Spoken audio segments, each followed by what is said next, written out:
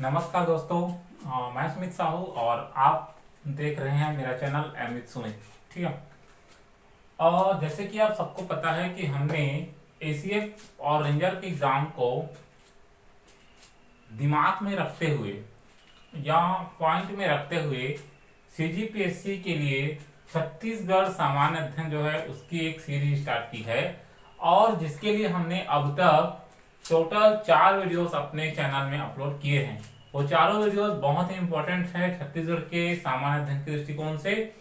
और उसी सीरीज में आज हम एक नए टॉपिक को लेकर छत्तीसगढ़ सामान्य अध्ययन के क्लास को आगे बढ़ाएंगे। आज का हमारा टॉपिक है दोस्तों छत्तीसगढ़ सामान्य अध्ययन के अंतर्गत हमारा जो आज का टॉपिक है वो है छत्तीसगढ़ के नामकरण हेतु विभिन्न मत। मतलब छत्तीसगढ़ का नाम छत्तीसगढ़ क्यों पड़ा, इस संदर्भ में आज चर्चा करने वाले हैं। और इसके लिए अनेक या कहने का मतलब बहुत सारे विचारधारक हुए, अलग अलग तर्क देने वाले व्यक्ति हुए और उन्होंने अपने अनुसार कई सारे तर्क दिए हैं। हर एक व्यक्तियों के तर्क अपने अपने जगह सही हैं। हमें परीक्षा के दृष्टिकोण से किसी के तर्क को ना तो कम आंकना है और ना ही अधिक आंकना है। हम यहाँ पे ये भी नहीं कहेंगे कि इनका कथन गलत है और इनका कथन सही है। हमें बस उन लोगों ने, उन व्यक्तियों ने अपने क्या क्या राय दिए हैं छत्तीसगढ़ के नामकरण के संदर्भ में, उन पर चर्चा करना है और उन्हें हमें परीक्षा के दृष्टिकोण से याद रखना है। ठीक है। तो आज का हमारा टॉपिक है छत्तीसगढ़ के नामकरण हेतु विभिन्न मत। ठीक है। वीडियो स्टार्ट करने से पहले बस यही कहूंगा कि अगर चैनल को सब्सक्राइब नहीं किया तो सब्सक्राइब कर दीजिए, क्योंकि आप हमारे चैनल के माध्यम से बहुत अच्छे से छत्तीसगढ़ सामान्य अध्ययन की क्लास ज्वाइन करके आप अपनी नॉलेज को बढ़ा पाओगे और आगे जो सीजी व्यापम और जो पीएससी की जो परीक्षाएं होनी है या छत्तीसगढ़ में जो भी परीक्षाएं होनी है उसकी तैयारी आप हमारे चैनल के माध्यम से बहुत अच्छे से कर सकते हो। ठीक है। आइए फिर स्टार्ट करते हैं। तो छत्तीसगढ़ के नामकरण हेतु तो विभिन्न मतों की जब बात आती है तो उस क्रम में सबसे पहला है वेगलर के अनुसार। वेगलर जी क्या कहते हैं सुनिए। वेगलर जी कहते हैं जरासंध के काल में इस क्षेत्र में 36 परिवार पलायन कर यहाँ बस गए। जहां पर 36 घर था इस तथ्य से छत्तीसगढ़ बना। मतलब वेगलर जी कहते हैं कि जरासंध के काल में, जो जरासंध राजा हुए उस काल में ये जो हमारा छत्तीसगढ़ था इस एरिया में 36 परिवार आए कहीं से और यहाँ पर आकर के बस गए और इसी कारण ये जो क्षेत्र है हमारा, इसका नाम क्या पड़ा, छत्तीसगढ़।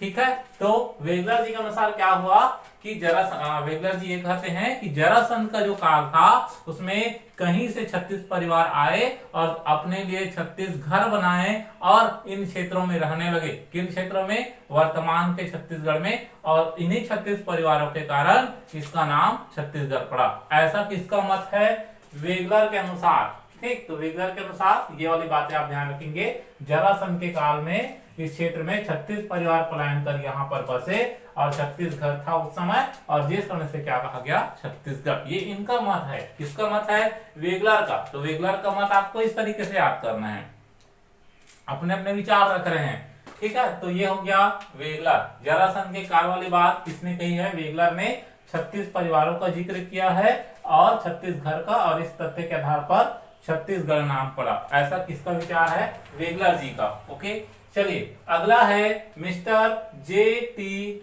ब्लंट। ठीक है। मिस्टर जे टी ब्लंट जो है ये ब्रिटिश अधिकारी है। क्या है, ब्रिटिश अधिकारी। तो मिस्टर जे टी ब्लंट क्या कहते हैं, देखो ये क्या कहते हैं। इन्होंने 1795 के अपने यात्रा के दौरान बिलासपुर गजेटियर में शासकीय रूप से सर्वप्रथम छत्तीसगढ़ शब्द का प्रयोग किया। तो यहाँ पर आपको एक ही चीज याद रखना है, परीक्षा में पूछा जा सकता है कि छत्तीसगढ़ शब्द का सबसे पहले शासकीय रूप से प्रयोग किसने किया। ठीक है। क्या याद रखना है, छत्तीसगढ़ शब्द का प्रयोग शासकीय रूप से सबसे पहले किसने किया, तो आपको पता चल गया मिस्टर जे टी ब्लंट ने किया। कहाँ किया?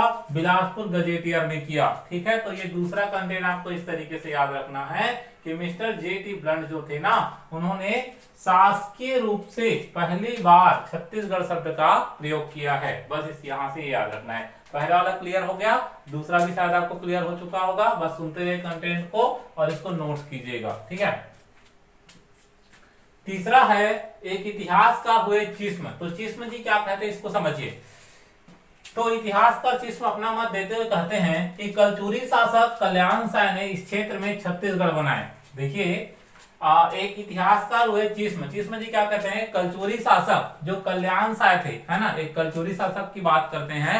कलचुरी शासक जो कल्याण साय थे, उन्होंने इस क्षेत्र में, है ना, छत्तीसगढ़ बनाए। क्या बनाए? छत्तीसगढ़।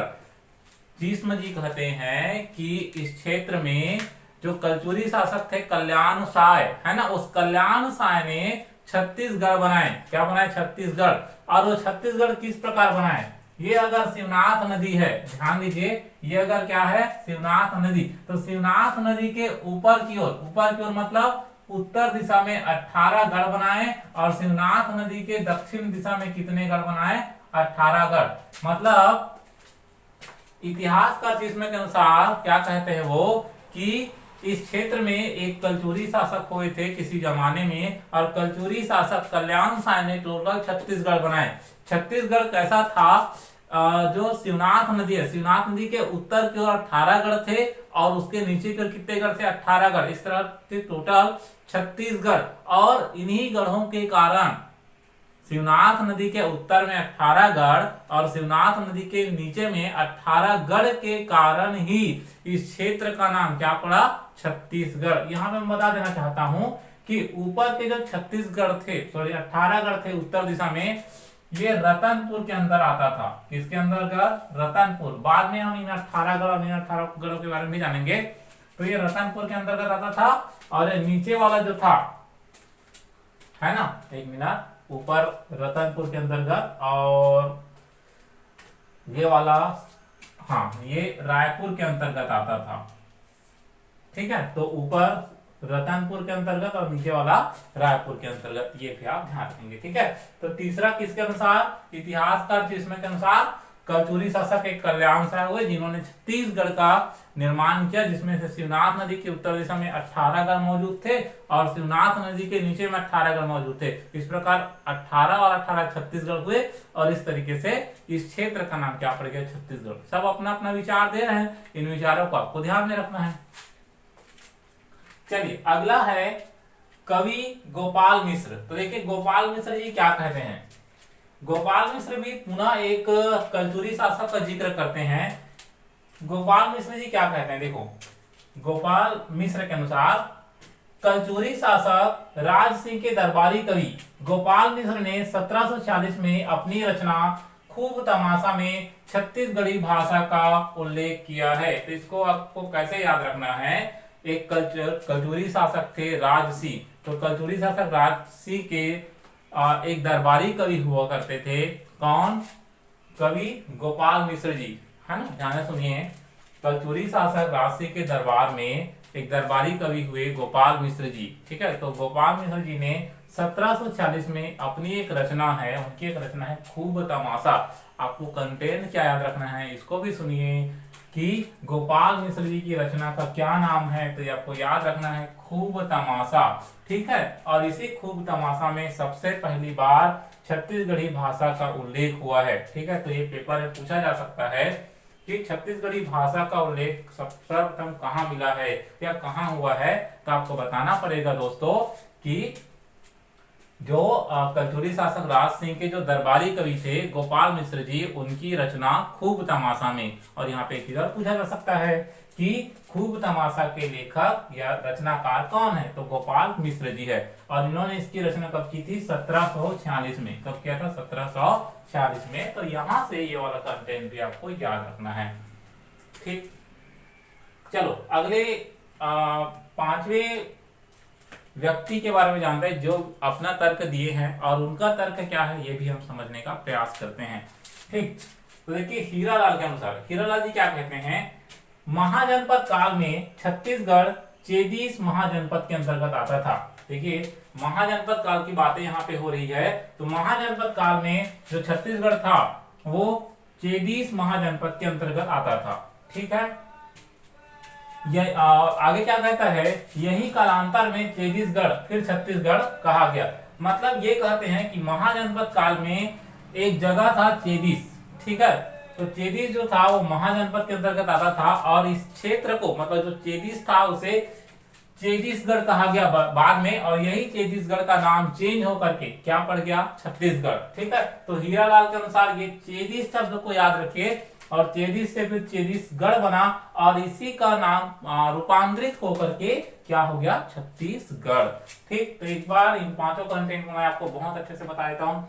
वेगलर जी के अनुसार क्या वाली बात आई, छत्तीस परिवार वाली बात आई, और ये आपका जरासंध के काल का जिक्र हुआ। मिस्टर जेटी प्लांट शासकीय रूप से सबसे पहले छत्तीसगढ़ शब्द का प्रयोग हुआ।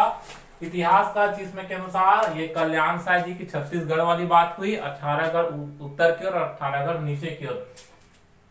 कवि गोपाल मिश्र जी, इनकी रचना है खूब तमाशा। ठीक है, और इस खूब तमाशा में उन्होंने खूब तमाशा जो है उसमें सबसे पहले छत्तीसगढ़ भाषा का उल्लेख मिला है। और हीरालाल के अनुसार इसमें चेदीस शब्द को याद रखेंगे, चेदीस से चेदीसगढ़ का निर्माण हुआ और वहां से फिर छत्तीसगढ़ का निर्माण हुआ है। ठीक है, तो ये सारे चीजें आपको याद रखना है। ये छत्तीसगढ़ के नामकरण है तो विभिन्न मत है, अभी 5 और मत है जिनको हम सीक्वेंस में देखेंगे। तो अब तक किनके किनके मतों को देखा हमने, वेगलर के अनुसार क्या है ये देखे, जेटी ब्लंट के अनुसार देखे, इतिहासकार जिसमें के अनुसार क्या है ये भी हम लोगों ने जाना, गोपाल मिश्र के अनुसार क्या है ये भी हमने जाना, और हीरालाल के अनुसार क्या है अभी तक हमने इन सब बातों के बारे में जाना है।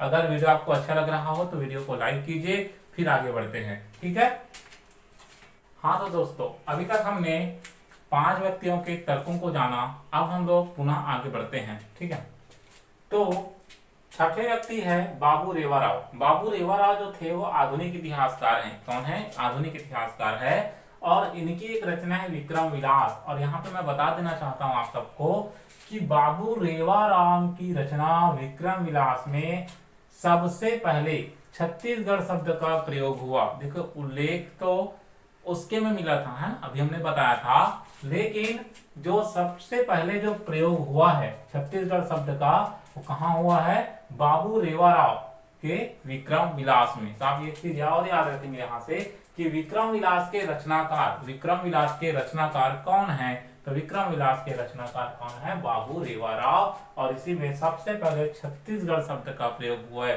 कहीं पे छत्तीसगढ़ बोला जा रहा है, कहीं पे छत्तीसगढ़ी, तो इनको थोड़ा समझिएगा, है ना, नहीं तो फिर यहाँ का वहां हो जाएगा। छत्तीसगढ़ी मतलब वो भाषा के लिए है और छत्तीसगढ़ मतलब हमारे राज्य के लिए। ठीक है, अगला है दलराम राव। दलराम राव जी थे, वो कौन थे मैं पहले बता देना चाहता हूँ। वो खैरागढ़ रियासत के एक राजा थे लक्ष्मी निधि। ठीक है, खैरागढ़ रियासत के एक राजा थे लक्ष्मी निधि, उनके ये दरबारी कवि हुआ करते थे।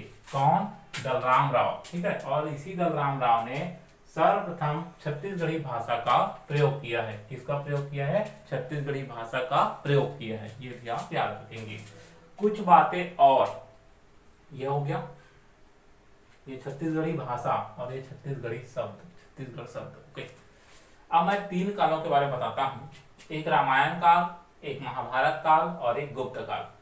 देखिए यहाँ पे मैंने इसको 2 भागों में बांटा है, छत्तीसगढ़ को 2 भागों में बांटा गया है, एक मध्य छत्तीसगढ़ और एक बस्तर का क्षेत्र। ठीक है, एक मध्य छत्तीसगढ़ और एक बस्तर का क्षेत्र। हम यहाँ पे आपको ये बताएंगे दोस्तों कि रामायण काल, महाभारत काल और जो गुप्त काल है, उन कालों में छत्तीसगढ़ के जो मध्य भाग था उसे क्या कहा जाता था, और छत्तीसगढ़ का जो दक्षिण भाग है जो कि बस्तर क्षेत्र आता है उसको क्या कहा जाता है। इसको ध्यान से सुनिएगा और नोट कीजिएगा। ओके, तो रामायण काल में जो मध्य क्षेत्र था या उत्तर का जो क्षेत्र था उसे दक्षिण कोसल के नाम से जाना जाता था। किस नाम से, दक्षिण कोसल के नाम से।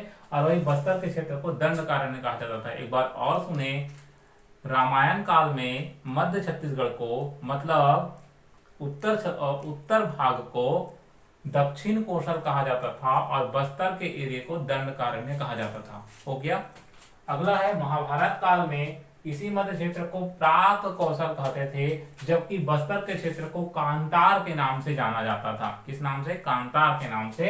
एंड फाइनली जो गुप्त काल था उसमें जो मध्य छत्तीसगढ़ था उसे दक्षिणा पथ के नाम से जानते थे और बस्तर के क्षेत्र को महाकांतर के नाम से जाना जाता था। एक बार पुनः मैं आपको बता देना चाहता हूं कि रामायण काल में मध्य छत्तीसगढ़ को दक्षिण कोसल और बस्तर के एरिया को दंडकारण्य कहते थे। मध्य छत्तीसगढ़ में जो महाभारत काल था उस टाइम मध्य छत्तीसगढ़ को प्राग कौशल और बस्तर के क्षेत्र को कांतार कहा जाता था, और वही गुप्त काल में मध्य छत्तीसगढ़ को दक्षिणा पथ के नाम से जाना जाता था और बस्तर के क्षेत्र को महाकांतर के नाम से जाना जाता था। तो आज का जो क्लास था हमारा, जिसमें हमने छत्तीसगढ़ के नामकरण हेतु विभिन्न मतों को जाना, ये सारे कंटेंट बहुत इंपॉर्टेंट है और जिसमें कुछ रचना और रचनाकारों के भी नाम आए हैं। तो इन सारी चीज़ों को आप अपने कॉपी में नोट कीजिए और उन चीज़ों को बार बार रिवाइज कीजिए। अगर कहीं पे आपको डाउट आता है, कोई चीज़ पूछना हो तो आप कमेंट भी कर सकते हैं, ताकि हम आपको बेहतरीन तरीके से उन चीज़ों को और समझा सकें। इसके बाद अगला वीडियो हम पुनः अपलोड करेंगे कल की क्लास में, ठीक। और तो यही कहूँगा दोस्तों, कोई भी चीज़ ना तो कठिन होता है और ना ही सरल होता है, ठीक है। इसके लिए आपकी मेहनत ही ये बताता है कि आपने उस पर कितना जोर लगाया है, ठीक है। जब आप किसी चीज के पीछे भिड़ जाते हो, किसी चीज के लक्ष्य बनाकर आप आगे बढ़ते हो, तब बेहतर तरीके से कठिन मुकाम को भी हासिल कर सकते हो। तो देख लीजिए, छत्तीसगढ़ सामान्य अध्ययन जो है वो बहुत सरल है, बट हम उन पर अगर थोड़ा सा ध्यान दे दो, और देख लीजिए जैसे हमने कंटेंट को बता रहे हैं, उनको जब आप बार बार रिवाइज करोगे, इसको ये ना समझे कि ये क्या होता होगा, बल्कि इसको ये समझे कि ये हमारे ही घर की बात है, तो आपको बहुत आसान लगेगा, ठीक है। जैसे गांव में मोहल्ले होते हैं, इधर को ये कहते इधर को कहते हैं, वैसे देख लीजिए छत्तीसगढ़ का जो एरिया था मध्य छत्तीसगढ़, उसे रामायण काल में दक्षिण कोसल कहते थे और बस्तर क्षेत्र में दंडकारण्य। तो ये सब आंकड़े ऐसे हैं जिनको जब आप पढ़ाई करोगे, उनको नोट्स बनाओगे और बार बार अपने रूटीन में लाओगे, तो सारा चीज आपके दिमाग में बैठ जाएगा, ठीक। और जब आप वीडियो को देखोगे हमारे, तो आपको पढ़ना कैसे है, सीक्वेंस में किन चीजों को कैसे पढ़ना है, परीक्षा में सवाल कैसे पूछे जाते हैं, वो सारा चीज क्लियर हो जाएगा। तो बस यही कहूंगा कि हमारे साथ जुड़े रहिए और वीडियो को ज्यादा से ज्यादा शेयर कीजिए, ठीक है। मिलते हैं अगले वीडियो में, तब तक के लिए धन्यवाद, बाय बाय।